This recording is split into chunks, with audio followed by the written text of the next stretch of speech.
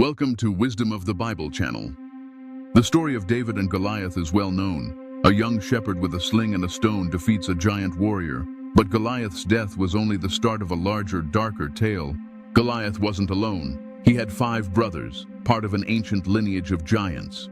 Their stories are hidden in scripture, like pieces of a forgotten puzzle. Goliath was a fearsome warrior from Gath, a Philistine city. He belonged to a race of giants called the Rephaim, known for their massive size and strength. These weren't just tall men. They were a dangerous bloodline with a legacy of power and hatred. Goliath's 5 brothers, equally terrifying, carried this same heritage. When David killed Goliath, it sparked a war of vengeance as his brothers sought to destroy Israel's hero. The Bible hints at these giants through scattered verses. One brother faced David in battle, but it was one of David's loyal warriors who defeated him. This moment was so intense that Israel's people begged David to stop fighting on the front lines. They called him the Lamp of Israel, fearing his death would plunge the nation into darkness.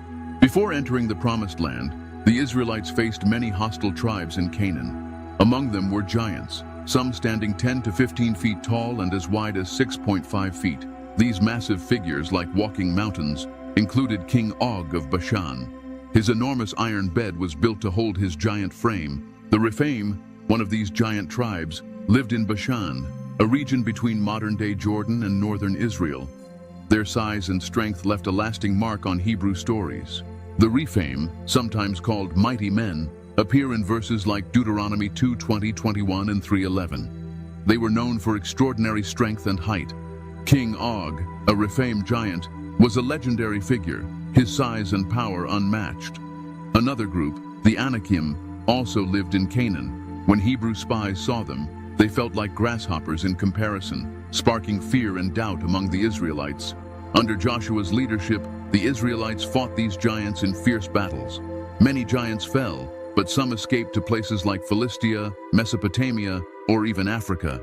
These survivors inspired legends of giants across cultures, from the Middle East to Europe and the Americas. Stories of colossal beings appear worldwide, suggesting a shared ancient memory. Goliath's brothers were part of this fearsome lineage. One, named Lami, was struck down by Elhanan, son of Jair, in a battle with the Philistines. His spear was as thick as a weaver's beam, a tool too heavy for a normal man to wield. This detail shows Lami's immense size, likely around 10 feet tall, maybe even taller. Another brother, Ishbi-Benob, also a Rephaim descendant, targeted David directly. His spear's bronze tip weighed 13 to 15 pounds, and his new sword was forged for a giant's strength. During a battle, David was exhausted, nearly defeated. But Abishai, his nephew, stepped in and defeated Ishbi-Benob, saving David's life. A third brother, Saph, was defeated by Sibbecai the Hushathite in another Philistine war. Like his brothers, Saph was likely 9 to 10 feet tall, a brutal warrior of the Rephaim. Another giant, also called Goliath from Gath, appears in 2 Samuel 21:19. This wasn't David's Goliath, but another warrior, possibly named after the same city or title. Elhanan, son of Jair, defeated him.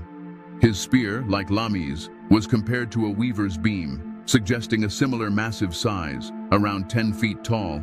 The most striking giant had no name but was unforgettable. In 2 Samuel 21:20, he's described as a man of great stature with 6 fingers on each hand and 6 toes on each foot, 24 digits in total. A Rephaim descendant, he fought in Gath and likely stood taller than his brothers, perhaps the most fearsome of all. His unique appearance would have inspired both awe and terror.